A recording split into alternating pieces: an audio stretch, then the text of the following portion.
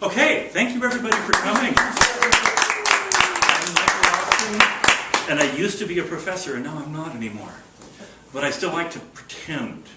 And so what I want to do, and I'm kind of giving you a little history here, of why I want to talk about these books. And we're going to be talking about War and Peace and Harry Potter. And why are we going to talk about War and Peace and Harry Potter is because War and Peace and Harry Potter do a really good job of proving the thesis that I want to prove, and that's the sort of thing that you need. But if somebody were to ask me this in an academic setting, I would say we're going to talk about War and Peace and Harry Potter because between them you have probably the most respected novel in the world and objectively the best-selling series of novels that has ever been written. Therefore, we have both the popular imagination and the critical imagination. We have them converging together on this single thing that I want to talk about. And I want to use that to talk about another book, which is this middle one here, which is actually the first book that I ever wrote, called Useful Fictions. And this was before I really started doing the Mormon literature stuff. I was very interested in the way that evolution and cognitive psychology interacted with literature. And that's because there's a big problem. If you are an evolutionary biologist, literature presents a big problem. And a lot of evolutionary psychologists have talked about that. And that is, it shouldn't exist. Because human beings are a species that relies on information. Information is our cognitive niche. And we rely on true information in order to survive. According to most theories of evolution, false information should be completely anathema to us.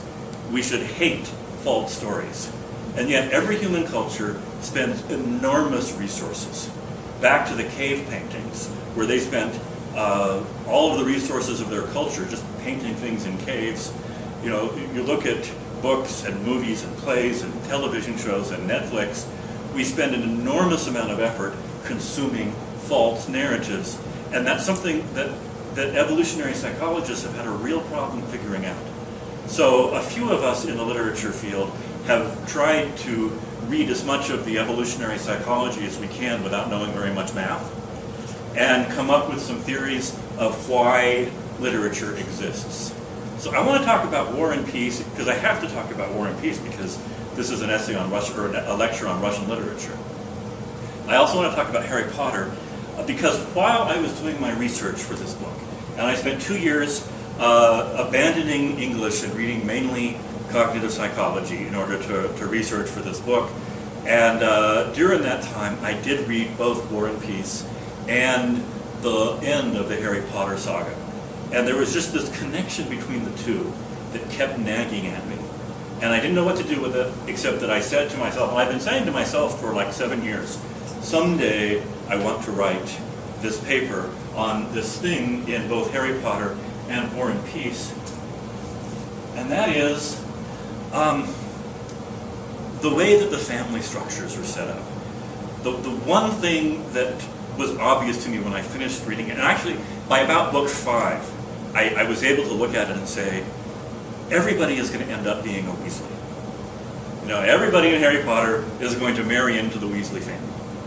And you look at the 4 main families in Harry Potter, and you have Harry Potter, one child, not his parents' fault. They were killed right after he was born, couldn't do more, but one child. Hermione Granger, single child, one child. Draco Malfoy, single child. And then you've got the Weasleys, Bill, Charlie, Percy, Fred, George, Ron, and Ginny. 7 children. And if you look at the way the Weasleys are portrayed in Harry Potter, they're the first time I saw them, I said, these are the Mormons of the wizarding world. Because they have 7 people in their family, their house is always a mess, they're all poor, they wear hand-me-downs, and they look like many Mormon families of my acquaintance. So then you go over to War and Peace, and you have something very similar that happens. How many of you have read War and Peace? Let's see. So if you remember the very complicated story, War and Peace is really the saga of 5 families who continue to interact with each other. Bezuka, Bolkonsky, Rostov, Kuragin, and Drubetskovsky. and I'm probably saying that all wrong. It's going. There you go. Boris, this is the young intellectual who, he's not the only son of his father. His father has, they say, dozens of illegitimate children. He is the one that the father chooses to legitimate, and he's the one that ends up inheriting and becoming Count Bezukov and becoming fabulously wealthy. I mean, wealth beyond any of our imaginations, and is this sort of rich searcher throughout the plane. He's kind of the Tolstoy surrogate in the novel. He's the one who speaks what Tolstoy probably is thinking about stuff. The Bolkonsky family. Andrei is the other central character. This is the young officer who has a lot of integrity.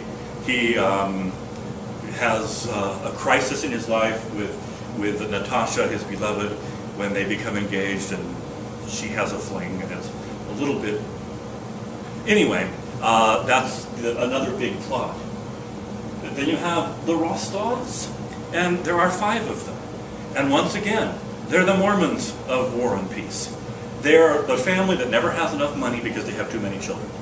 And they're always in debt. And the father is kind and loving and gracious, and the mother is supportive, and they're a loving, happy family, except that they're always broke. They're always one step ahead of the bill collectors because they have so doggone many kids. Then you have the Kuragins, who are just weasels. I mean, they're the... Helene is the seductress. She marries Boris, and then has multiple affairs and humiliates him and embarrasses him. And Anatole seduces Natasha away from Andrei and causes all kinds of problems. So they're the Satan figures of the War and Peace story. And then Drubetskovsky Skoy. And I'm sorry, Bezukov is named Pierre. I don't know why I put Boris there. Out there in video land, that should be Pierre, and I will probably correct that before I splice in the PowerPoints. Yeah. So you're probably seeing it just right there. But these 5 families interact, and once again you see one family that has way more children than the other families, and way fewer resources than the other families. And what happens by the end?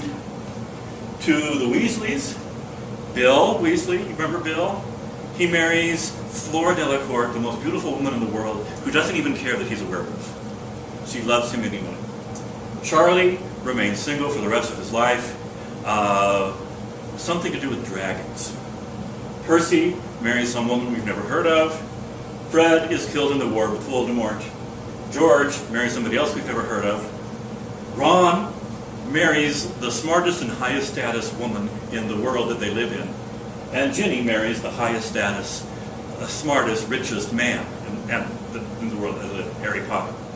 So you have 7 children, and 3 of them marry characters who are described as extreme in some virtue: beauty, power, and intelligence. And the Weasleys themselves aren't particularly any of these things, but they marry these things. And we're going to talk about why.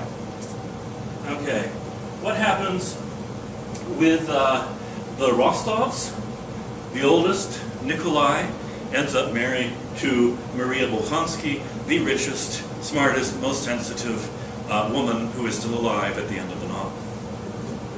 Natasha, after being dismissed by Maria's brother, who can't handle the fact that she was untrue to him, she ends up married to Pierre. See, I got it right there, Pierre. The richest, most intelligent, smartest, most sensitive male who is still alive at the end of the novel. Sonia never marries, doesn't really matter because she's actually adopted, so there's no genetic interest there. Vera marries some German guy we've never heard of, and Peter is killed in the war with Napoleon. So you see some connections there. And for years I sort of ruminated on those connections and tried to figure out what to do with them. Why is it important that in Harry Potter everybody ends up being married to a Weasley, and in War and Peace everybody ends up being married to a Rostov? So we go, I've already done that. We go to why is all of this important? And as I thought about this while writing this other book on why literature exists, I realized that this was a pretty good example of the main argument that I am making in the book that I wrote, which I didn't talk about this stuff because I hadn't thought it through yet. But when we talk about why literature exists, anybody heard of Daniel Dennett, kind of a cognitive psychology writer? In his book, Freedom Evolves, he makes a statement that if we see a pig rooting around looking for food, we don't have to wonder why that's happening. But if we see a pig start making backflips, then we have an evolutionary problem. Because evolution should not allow a pig to expend the energy to make backflips without some reason for that. Well, literature, creative stories, fiction is the pig doing backflips of the human species. It's something that we spend enormous effort on, and it's something that doesn't seem to have a purpose. As a matter of fact, it seems to contradict the purpose of the human intelligence, which is to process true information and use true information. Well, it turns out that's not true at all. As it turns out, we really process information that's useful whether or not it's true.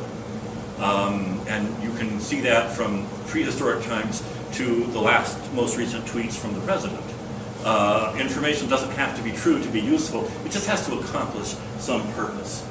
So the big question, and the one that I'm going to try to use these two big epic stories to answer, is why do people care about literature? What value does literature add to our lives that it encourages us as a species to spend an enormous amount of resources that could be going to doing other things into making, reading, watching, interacting with stories that we know are fictional? And let's talk for a minute about the very first fiction that most people engage in. The first time, anybody know when the first time a child interacts fictionally is? Play of any kind. It is a play. It is. No, I mean, I just mean play in general, but... Children, how many of you have ever played the game with your kids, I'm going to get you and eat you up? Who's played that game? Never thought of it, but the rules seem rather... I mean, the rules are pretty easy. You get down on the floor and you say to your child, I'm going to get you and eat you up, or words to those effect. And what does the child do? Squeals and giggles and runs. Why is a child giggling and laughing at the fact that their parent is a homicidal maniac who is going to cannibalize them, kill them, and eat them? At 18 months, why isn't the child scared to death? It's not true. Pardon me? Because it's not true. It's not true, but how does a child know that? What this tells us is that at about 18 months, a child is capable of thinking of two sets of facts at the same time and tagging one fiction and one fact. The child is capable of looking at their parent and saying, that is my mommy who loves me, and that is an evil monster who's going to get me and eat me up. But that's just pretend. So they're able to hold two different facts, one factual and one counterfactual, in their mind and keep track of it, which is why they both laugh and giggle and run to play along with it. Well, humans aren't even the only species that does this kind of chase play. Most primates do it, and lots of other mammals do it. And it turns out that this is actually a really valuable thing, because it teaches kids how to get away from predators. So this idea of the fictional story has this very useful effect in that it allows us, and we're the only species that can fully accept two contradictory propositions at the same time and keep track of them. And that actually is one of the most cognitively difficult things that we do as human beings. So if I say, you know, this is a piece of wood with a curtain, or this is the battlefield of Agincourt and that's Henry V, we can do that. And we can hold in our mind, and we can tag, stage, curtains, actors, Henry V at Agincourt giving a great speech to his men, and we can keep track of both the real and the fictional, and that, it turns out, is an immensely useful ability. So let's kind of look at a few of the answers that that English professor types have come up with to answer the question, why do we like fiction? Why do we like literature? What's the point? And these are not mutually exclusive answers, but here are some of the answers that people have offered for this from the literary perspective. Stories preserve essential knowledge.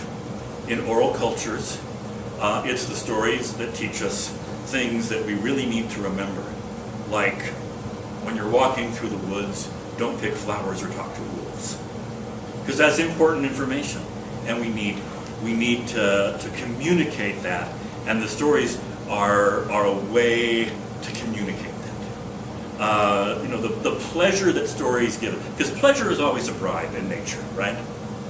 Pleasure is a bribe to do what natural selection is sort of wiring us to do. Why do we like fruit? Pardon me? To propagate seeds. Yeah, we like the fruit, but the fruit is bribing us to take the seeds somewhere else and plant them, either by throwing it or by going through our digestive system, which actually is just good fertilization. So we like the fruit, and the fact that we like it is the bribe for our helping the trees, the plants, to reproduce. Then it says we don't like it because it's sweet. It's sweet because we like it. That's Dennett's way of thinking, and Dennett's.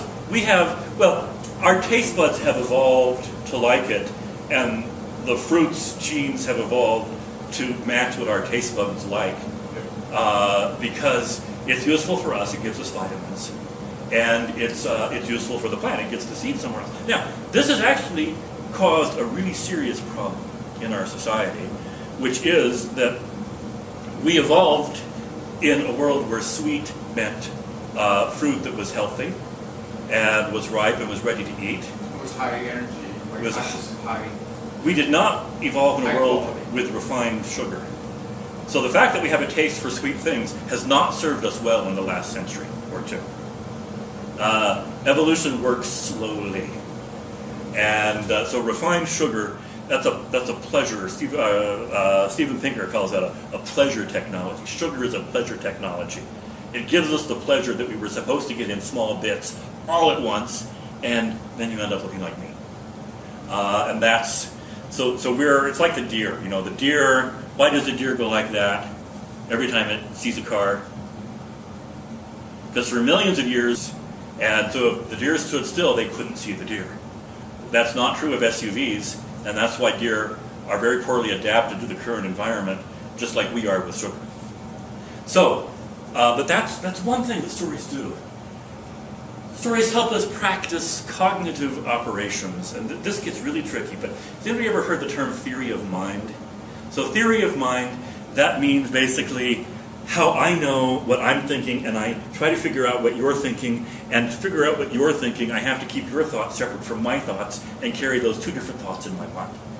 And that requires enormous cognitive resources. I have told my kids' teachers, I don't want you spending all your time on math and science because that's easy. I want them to go outside and play at recess because that's hard. Because cognitively, recess is the hardest things kids do because they're figuring out pecking orders, they're figuring out everybody's relationship to everybody else, they're figuring out how to manipulate social systems. That's difficult. Literature helps us practice that. You can't deceive without it. You can't lie without it. And lying is central to our cognition. But you have to figure out. We are actually very good at figuring out what people are thinking by all sorts of gestures and all sorts of. We're very good, but then that sort of produces a cognitive evolutionary arms race where we get really good at hiding what we're thinking from people trying to figure out what we're thinking, and then that's the game. Stories facilitate the building of community, the formation of in-groups and out-groups. You sit around the story, you sit around the campfire, you share big hunks of meat, and you tell stories. So that's one thing that they do. Stories teach people how to be part of a culture. They teach people the culture's values. I have, back in my professor days, I used to teach a class on Grimm's fairy tales. And, Grimm's fairy tales are very different than Disney's versions of them. But they teach a lot of important values. Things like don't talk to wolves, but also things like don't trust step-parents because they're not as invested in you as your actual parents are, and all sorts of other stuff. And all of these I think are true, but what I want to focus on is this last one, because this is where I've come down as to thinking is really the most important skill that literature teaches is the skill of manipulating counterfactual narratives. And what I mean by this is that human progress depends on our ability to imagine things that aren't true. What would happen if, instead of walking around trying to find heavy grasses to eat, I put one of these in the ground? What might happen? What would happen if I put a big rock here in this river and tried to make a lake? What would happen if, and the more we do that, so the ability to posit and evaluate counterfactual narratives is central to human culture and advancement. Because we can only do things if we can test the proposition of what would happen if I did this. So I have sort of arrived at the opinion that probably the most important facility that literature builds in us, and the reason that it's become such a prevalent part of every culture, is it gives us the ability to test propositions, to evaluate counterfactuals, and that is crucial to actually them becoming factuals.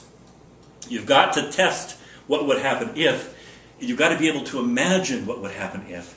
So literature, as I see it now, from that evolutionary perspective, which is not the only perspective, but it's the one I'm using here, literature allows you to take a counterfactual proposition and play it out to its extreme.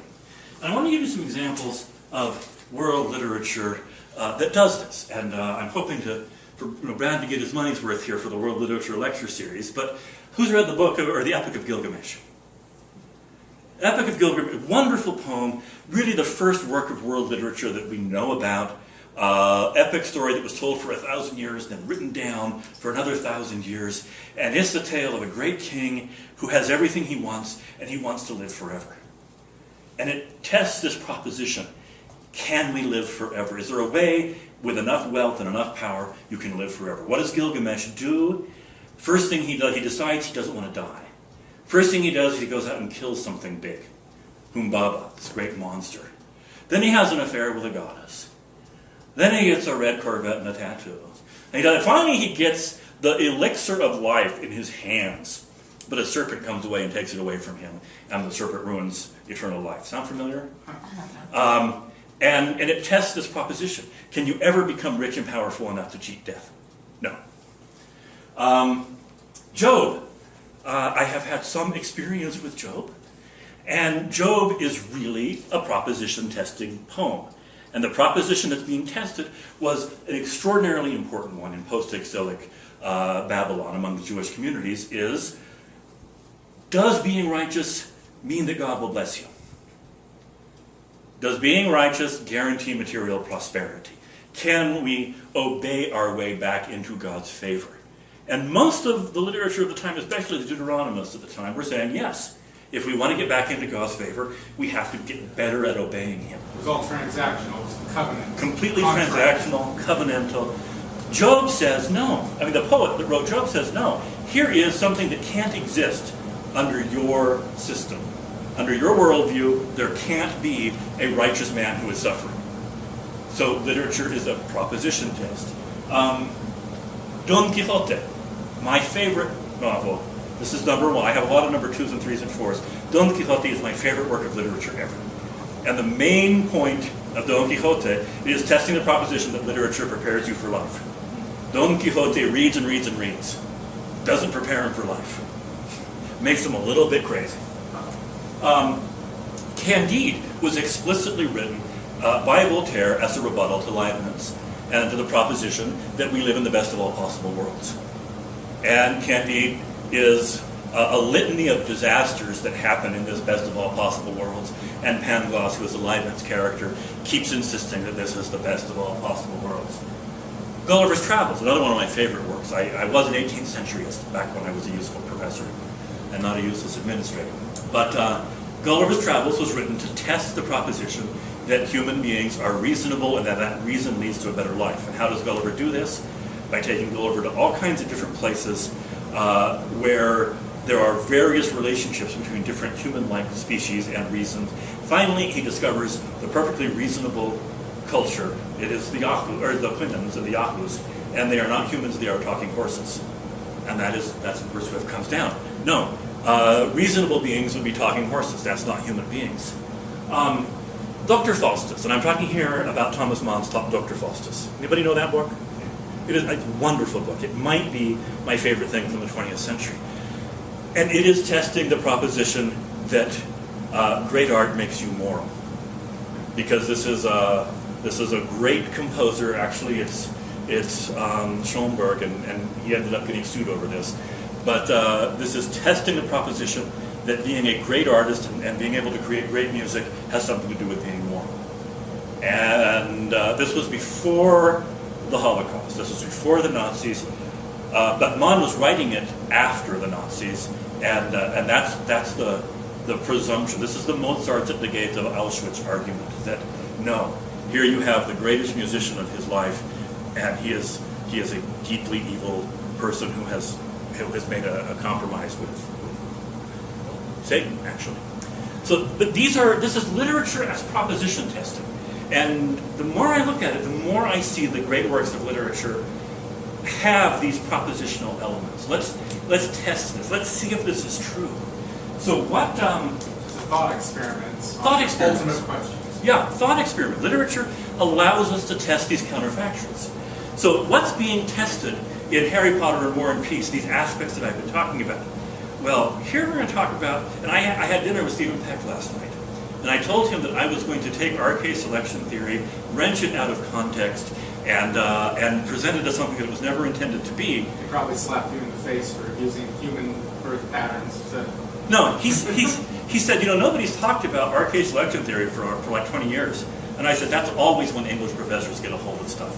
We still have Freudians in English departments. We still have Marxists. So we're always getting stuff late. But RK selection theory, anybody ever heard that term? Edward Wilson came up with this in the 70s, and he said basically there are two major strategies for reproduction that different species use. The R strategy and the K strategy. And those algebra terms mean something, and I have no idea what they mean. But the R strategy is organisms produce an enormous number of offspring, and a few of them survive. Spiders do this. Cicadas do this. Fish. Reptiles, Mormons. Nemo is a lie, But right? The sort of nurturing one fish, right? They have tons of yeah. So the R strategy is massive reproduction. The K strategy is very limited reproduction, very limited reproduction, and then huge resource investment. Elephants, whales, mammals in general. mammals in general. Most people who live in New York. I mean, you have one child, two tops, you lavish attention on them, and that is what is going to produce success. And there are evolutionary niches in which R strategies work really well. There are niches in which K strategy works real well. Now, the reason it's not talked about much anymore is that scientists have pretty much figured out that the binary here is not really active. There's a spectrum. And it can even be a spectrum within a species. That is some organisms within a species will trend towards an R strategy, have lots of children, give them very few resources and send them out in the world. Some will tend towards a K strategy, have very few children, give them everything they've ever wanted, and then send them out in the world. So let's go back to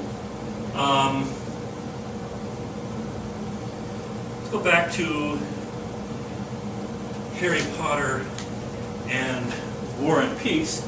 And what you can see here is that both of these sagas are proposition testing what, in a very loose sort of, Stephen Peck would kill me if he heard me say this, but a very loose way, they are testing the RK proposition, which is more evolutionarily successful. And caution here that evolutionary success is not the same thing as happiness, but they're not unrelated.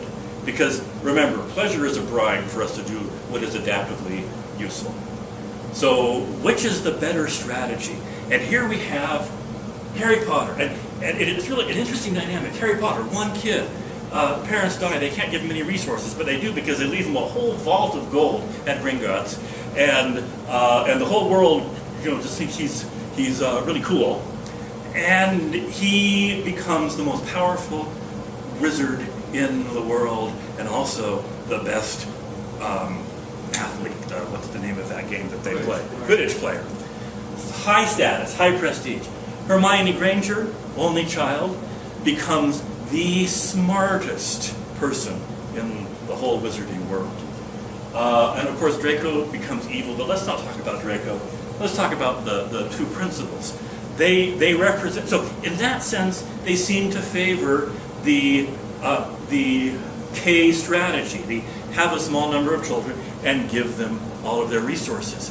But then you look what happens in the end, and the Weasleys get all of those characteristics in the next generation anyway. Oh, I'm back to, okay.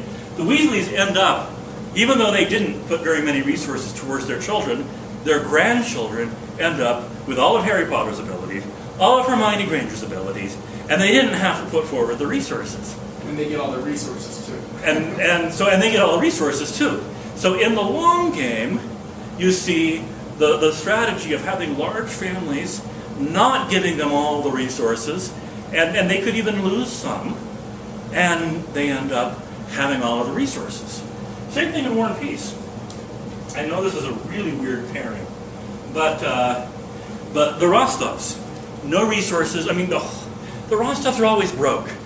They're almost destroyed by a variety of financial crises. But in the end, they get the two richest people in the whole world of the novel. And the next generation, and both Harry Potter, the last book, and War and Peace end with an epilogue where they show the grandchildren, which is so crucial. Because what we see then is this long game mating strategy playing out to where, even though it looks like in one generational line, the Volkonskis have certainly done well. And you go to it, what I'm calling the K strategy is actually at the heart of European aristocracy. The whole theory of European aristocracy is you only allow one child to inherit. In some it was a son, in some it could be a daughter, but you don't split the estate. And this was something that was vigorously pursued. You settle your estate on one child, the rest of them Have to marry off. you either marry them off or they become monks or nuns, because you want to give all of your resources to one child. So what Tolstoy is doing here, in a way that isn't even that subtle, is undermining the basis of aristocracy. And he would not at all be upset at this fact, because he pretty much tried to do this his whole life. That you have these very, very wealthy aristocrats, then you have these completely irresponsible aristocrats, because not only do they not inherit very much money, but the Rostovs divide their inheritance. The father gives an equal amount of money to each of his children, which was almost a heresy in the entire aristocratic European world. But what happens in the end is, because he does this, the next generation of Rostovs is fabulously wealthy, beyond imagining, because the Rostovs managed to get both of the super rich people in the novel, and they didn't have to expend their own resources for this. So, what is literature for? All sorts of things. But one of the things that literature is best at is testing propositions that are counterfactual for the moment, but which have real implications for how we act in the future. And these two novels, the best novel ever written and the best-selling series ever written, give us a really clear example of doing that in a way that comes down on the side of big families and small resources. Go and do likewise. Thank you.